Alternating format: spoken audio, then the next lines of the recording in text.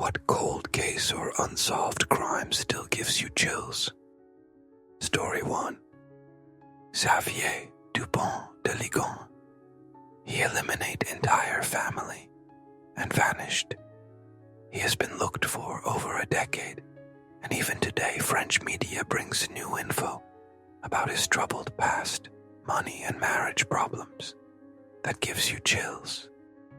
Answer: after watching the Unsolved Mysteries and a bottle of wine later, I, for some reason, morbid curiosity, did a Google Street View around the area, used the time travel feature, and could see the house about 4 months before he butchered the family and disappeared. Then used the feature to about 6 months later, and you can see it all boarded up with the red stickers on the door. Really creepy. Edit: for those asking, to use the time travel feature on Google Maps, open Street View, and in the top left with the address details in the black box, there should be a little clock icon next to the words Street View. Click that, and it should give another small window allowing you to select a period in time you wish to look at. Story 2. The disappearance of Brian Schaffer. He went out drinking with friends, entered a bar, and never came out again.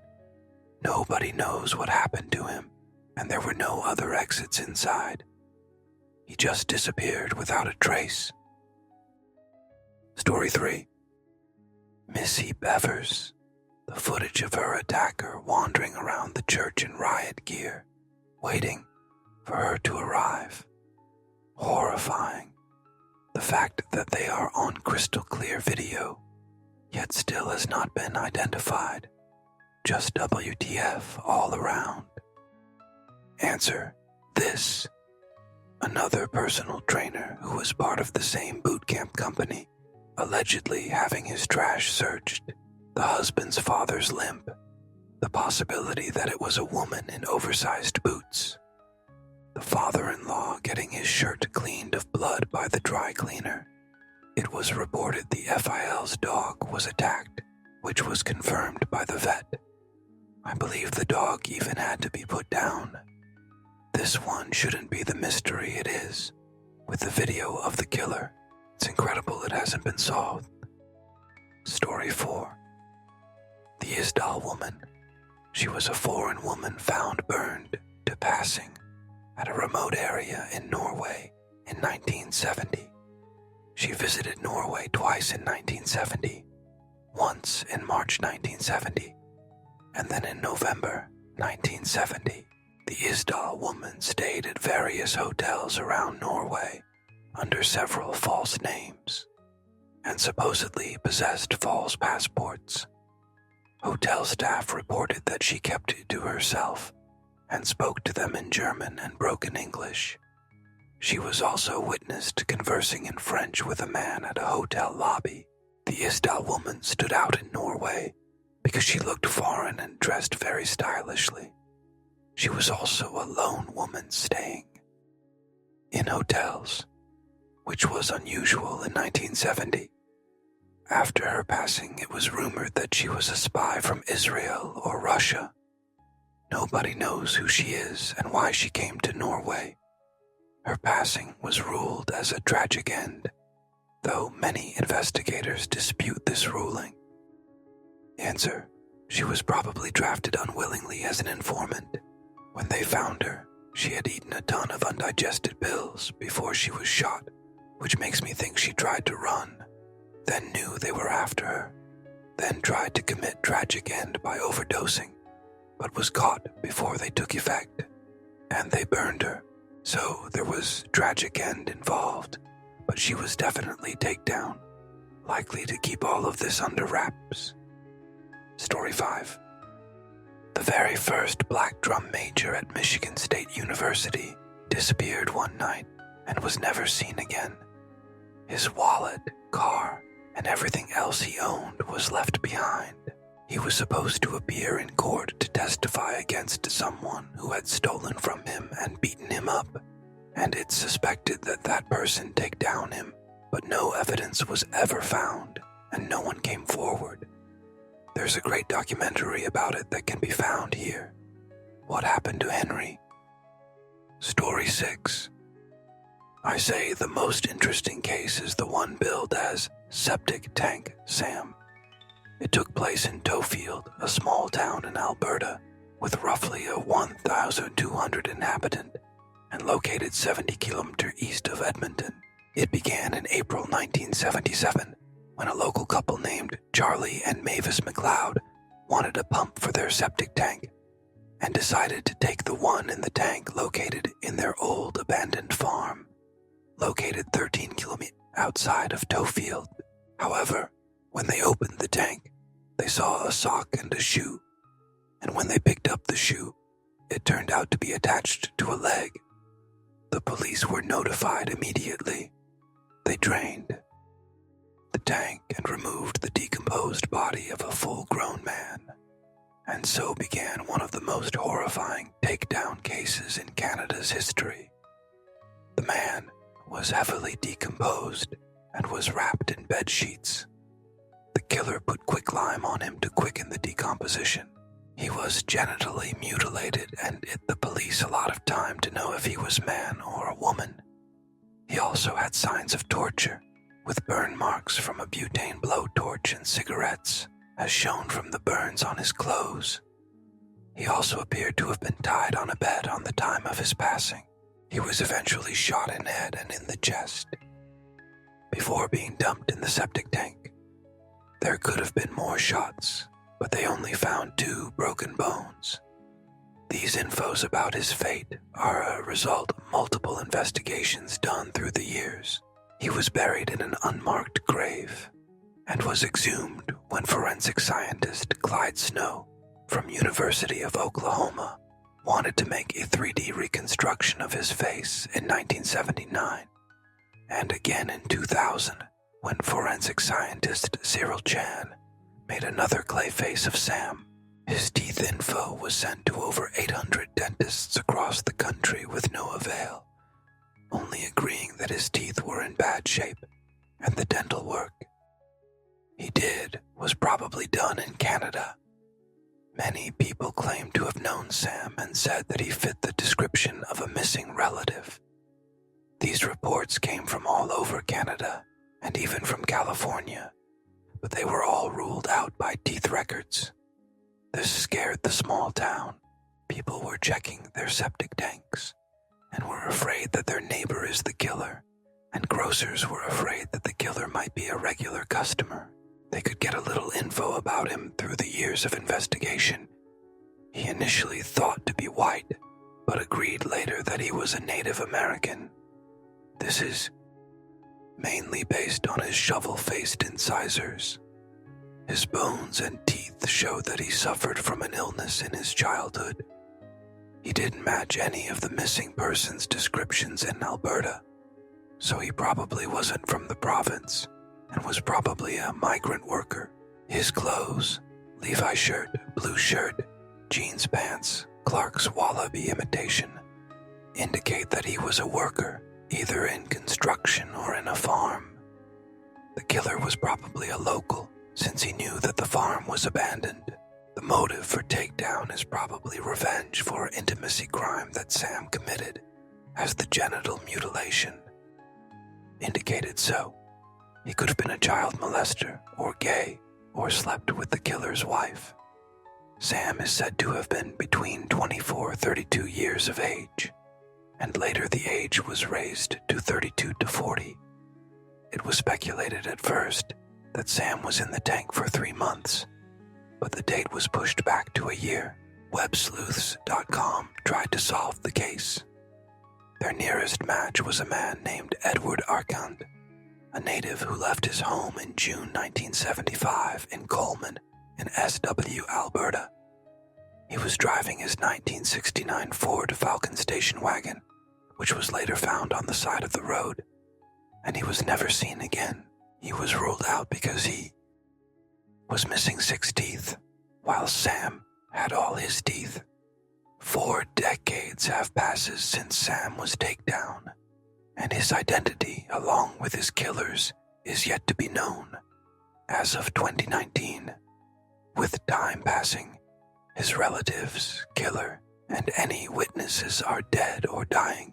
Only hope to identify him now is through DNA, although he's likely to remain a John Doe forever.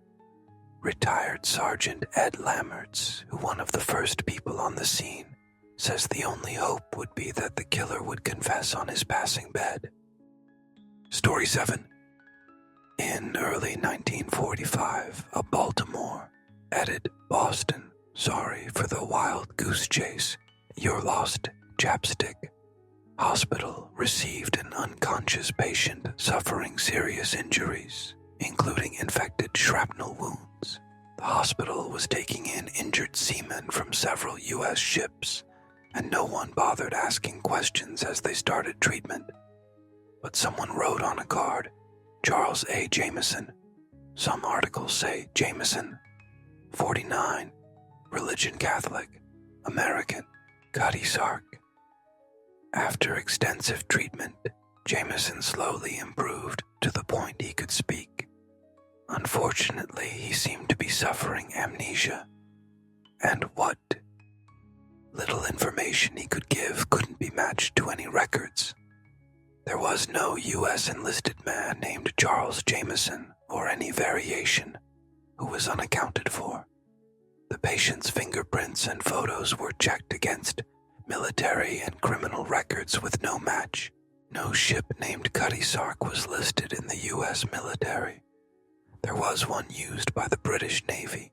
This seemed promising, as among Jameson's distinctive tattoos was one with the U.S. and British flags, and he recalled living in London and training at a British gunnery school. But the British vice consul, who felt Jameson spoke with the British accent, sent his information to the Admiralty and the British Maritime Registry, who couldn't match it to any sailor. Despite record searches in both the US and the UK, and widespread newspaper coverage, no one was ever able to figure out who Charles Jameson was. He spent 30 years in the hospital before he died with no solid identity. Story 8. Giulio Regeni was an Italian university student from Cambridge. He was doing some research in Egypt for the American University in Cairo, and he wrote some articles with a pseudonym about the 2011 Egyptian Revolution. His dead and mutilated body was found on the side of a road outside Cairo on 3rd February 2016. He had signs on his body that indicated he was brutally tortured, broken ribs and fingers, both legs, arms, and 5 teeth. He was probably eliminated by the Egyptian secret services. We still don't know the truth about his passing, and the Egyptian government still hasn't done anything to help Italy solve the case. This made and makes me realize how dangerous are some countries in the world still today. Story 9. The passing of Magdalena Zuk. She was a Polish girl who bought tickets for both herself and her boyfriend to go to Egypt, but ended up going alone due to issues with her boyfriend's passport visa. Just a day after she arrived in Egypt, she seemingly lost her mind. She started acting strange and was taken to a private hospital while arrangements were made for her boyfriend's friend to come take her back to Poland. At the hospital, she made multiple attempts to jump out the window and had to be restrained. A nurse untied her so that she could go to the bathroom, and apparently Magda made a final, fatal dash for the window. She was taken to a larger hospital, but died hours later. You can find recordings of her video call with her boyfriend, which clearly shows her being paranoid and jumpy when asked what the problem was, besides phrases like, "They have all sorts of tricks here," and "I'll never get out of here." All she said was one letter, M. Her boyfriend's name started with M. Her tour guide's name started with M. The name of the friend who was being sent to her also started with M, if I remember correctly. So there really is no way to know what the whole thing was about. She also said something along the lines of, "They're watching me. I can't talk." What made Magda act strangely? Why was she so scared? Why did she jump out a window? Did she even jump out on her own accord? Was she pushed off? Another girl who was associated with her boyfriend also died under suspicious circumstances, but I couldn't find much more on that in English. Answer: I gotta say, this sounds like a psychotic break. It could have been triggered by anything or nothing. Magdalena was 27, right in the pocket when many women develop symptoms of paranoid schizophrenia. Even with a previously clean bill of mental health, I've known a few people who this has happened to, including my stepbrother, and it's all very familiar. Odd, jumpy behavior, feelings of being watched, feelings of being deceived, desperate bids for escape, speaking in code as if the other person will know exactly what they're talking about. For all I know, she really could have been being watched, or whatever else could have happened here. It's the same with Elisa Lam. I just really get the feeling that people who are intrigued by behavior like this have never been close to somebody with a mental illness like this. I don't know who needs to hear this, but there's really no logic to it, no bottom to the rabbit hole. There's no piecing it together. It's just people experiencing a break from reality. Story 10. Claudia Kershaw, a journalist going to a press trip in Havana, Cuba, didn't make it to her destination.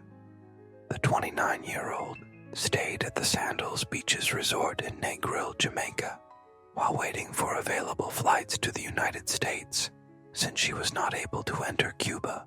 Kershaw stayed a bit longer at the resort before mysteriously disappearing.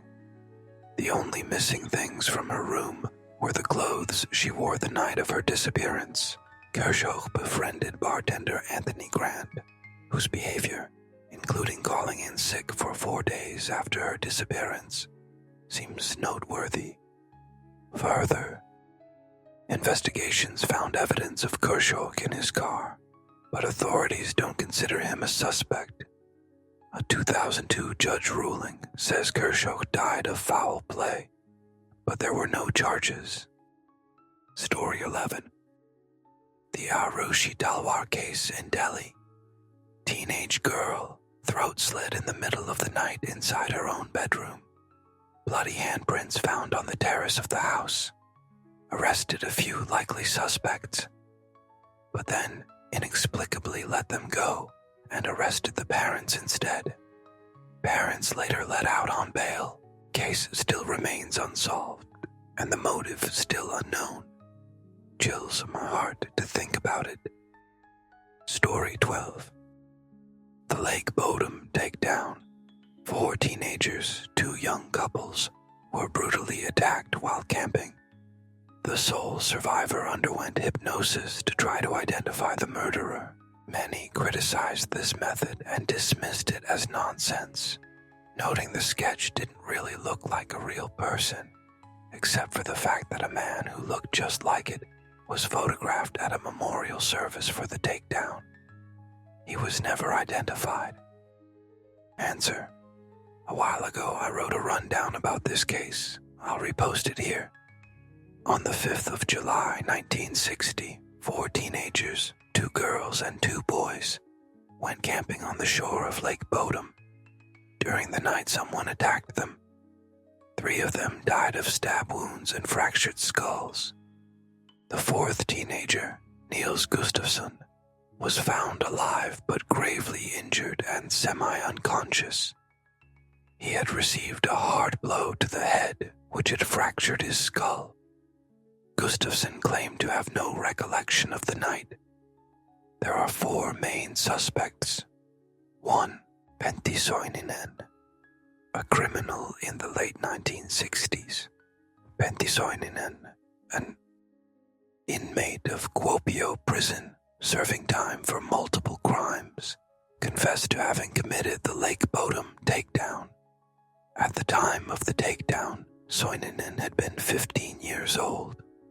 Having run away from a reformatory, he had indeed been close to Lake Bodom during the night the takedown. The police interrogated Soininen, but found his confession to be unreliable. Soininen was known to be a psychopath and would act in strange and unpredictable ways, especially under the influence of adult beverage and substances. In 1969, Soininen hanged himself. 2. Valdemar Gilsturm, a man who disliked campers. Valdemar Gilsturm owned a kiosk near Lake Bodom. Gilsturm was notoriously disliked towards campers and would often act aggressively. There is a rumor that Gilsturm confessed to the takedown while drinking with a friend. During the investigation, Gilsturm's wife confirmed his alibi, saying that they had spent the whole night together. But before her passing, she revealed that she had lied because her husband had threatened to eliminate her. In 1969, Gilsturm drowned in Lake Bodom. It is not known whether his passing was an accident or if he committed tragic end. 3. Hans Assmann, an ex-Nazi Hans. Assmann was a German immigrant. By his own account, he had been a staunch Nazi in his youth and had worked in Auschwitz concentration camp at the age of 19. On the day after the takedown, Assmann was brought to Helsinki Hospital. He was aggressive and nervous and behaved strangely. He was very disheveled and had dirt under his fingernails and red stains on his clothes. He lied about the reason for his disheveled appearance. There is a persistent rumor that Assmann had been recruited by the KGB after the war and was spying for them in Finland. Some conspiracy theorists claim that the government hushed up Assmann's crime because they feared Soviet retaliation. He has also been linked to several other famous Finnish takedown cases. He somewhat enjoyed his bad reputation and would often say creepy things on purpose. Despite all this, Assmann had a near-perfect alibi. He had spent the night with his mistress in the same apartment with her sister and brother-in-law. According to them, it would have been impossible for Assmann to leave the house during the night without someone noticing. The red stains on Assmann's clothing were red paint, and his strange behavior was caused by drunkenness. 4. Niels Gustafsson, the fourth teenager. It has been speculated that Gustafsson eliminated his friends and either purposefully injured himself or was hurt by the struggling victims. In 2004, the police announced that they had discovered new evidence thanks to modern DNA technology. Gustafsson was suddenly arrested on suspicion of having committed the Lake Bodom takedown, but no proof was found, and the verdict of the trial was not guilty. Story 13. The disappearance of Louis Le Prince. Most people refer to Thomas Edison as the father of motion pictures simply because he patented the idea. Louis Le Prince invented a motion picture camera before Edison could, but one day he boarded a train, and that's when he was last seen. His wife couldn't submit the patent for the camera, as she needed to wait a year, maybe 4, I think, to submit a mission person's patent. That's the same time as Edison invented his own motion picture camera device, whatever they referred to it as back in the early 1900s, if I recall correctly. The famous patent wars ensued, and Thomas Edison was regarded sole inventor of motion pictures. Edit. This blew up. Currently my most liked post. I think we have over 1,200 replies. If you want to learn more about Louis Le Prince and better than how I explained it, watch this video. And remember, existence is pain. Answer. I did research on this when the BuzzFeed Unsolved episode was released. At the same time he disappeared, A body that was never identified was found in the River Seine, not far from the train station. The picture of the body looks remarkably like Le Prince. I speculated he had been robbed, possibly knocked unconscious and thrown in the river. I had a link and everything. I'm going to go look for it. If I find it, I'll attach the link here. Note: found it. At the end of the article is a link to the picture. Story 14. The Tamam Shud, or Somerton Man. Just really bizarre and creepy. It's got an X-Files vibe to it. TLDR, well-dressed, athletic guy is found dead, leaning against a seawall on an Australian beach. No cause of passing is discovered despite autopsy. No ID, no labels on any of his clothes, nothing to identify him, but a scrap of printed paper saying Taman Shud found in his pocket. No one is reported missing. Later, a briefcase is found in a locker at a train station attributed to him, with a few clothes marked T. Keen. No one named that is found missing. When the info about the note is released, one of the locals finds an odd book in the back seat of his car in the area that the man died in. The piece of paper matches the torn-out bit in the book. In the book there is a very odd cipher that no one has been able to decode since, and a phone number. Blood pooling in the body suggests he didn't die with his head propped against the wall as he was found. Half-smoked cigarette found fallen out of his mouth.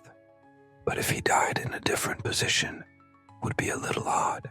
Body was embalmed and put on display for 6 months and received a lot of attention. But no one can remember having seen him. No family or anyone knowing him have ever been found. Tamam Shud roughly means the end times. Thread, YouTube. Answer: as a local to the area, my theory goes as follows. He was a spy or agent for a foreign government, such as the USSR. Adelaide was and is the largest city relatively close to the Woomera Range complex. Missile testing began a year after this man died, but there was still a huge amount of highly secret military business happening at the time. There is also the various airfields and military bases that were all much closer to the city as well, that were chock full of juicy tech and were to become massive nuclear testing zones, hence the end times. Furthermore, South Australia had just started investing huge amounts of money into the mining and technology fields and was at the forefront of technological development, which would make sense why a spy would be hanging around, checking out what was going on. SA was also a rail hub and had major shipbuilders in the port region. Now, for why he died. I think he could have been meeting with someone at Jetty Road, Glenelg, an area that at the time was full of secret back alleys, pubs, and other places where one could easily share secrets and disappear without a trace. Glenelg also has a harbor and jetty which, if the man was trying to escape, could have been used to get away via boat on the water. I believe whatever he was trying to do was interrupted by the insanely aggressive ASIO, Counter-Espionage Office. I believe it was possible that he was poisoned or injured in some way and was trying to escape to the next closest port. Brighton Jetty, Somerton Beach, exactly halfway between these 2 points, and a regular man could comfortably walk this distance in under an hour. So we can safely assume he died half an hour or less after he left Glenelg, possibly due to the poison kicking in. I reckon that he was poisoned. ASIO tried to hide the body, but it was reported by locals. Before they could hide it, cops were told to keep it quiet. They already took all the secret info from the briefcase and missed something that was found by the local constabulary. Edit. This theory makes a lot of assumptions and has no proof. I am basing my guess on what I have read, my intimate knowledge of the local area, and my understanding of the political, economic, and military happenings of the era. Story 15. Branson Perry disappeared from his own backyard in 2001. He had friends over to help get the house in order for his dad, who was coming home from the hospital. He went to the backyard to put something away in the shed, and no one saw him again. His dad came home like a week later than expected, so his disappearance wasn't reported till later. But what about the friends that were there with him? Did they not notice his disappearance? Why didn't they look for him? Then, when police checked the shed, the item he was returning was there, but shows up randomly like 2 weeks later. Apparently, he had a history of substances use, and his dad had just caught him sleeping with a male friend a week before he disappeared or something. Somehow, police came to the conclusion that he hitchhiked somewhere. They arrested a guy who would pick up young male hitchhikers and eliminate them, and he admitted to many takedown, but not Brandon. It's not eerie or chilling per se.